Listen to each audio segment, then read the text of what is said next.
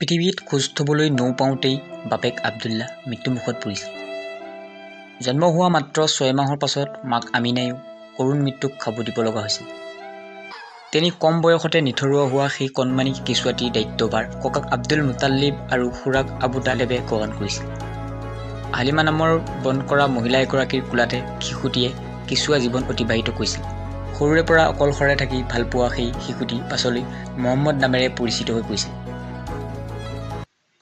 ককাক আব্দুল মুতাল্লিব আছিল কুৰিশ জনগোষ্ঠীৰ 4জন শ্বেখ অৰ্থাৎ মুখ্য তত্ত্বাৱধায়কৰ ভিতৰত এগৰাকী।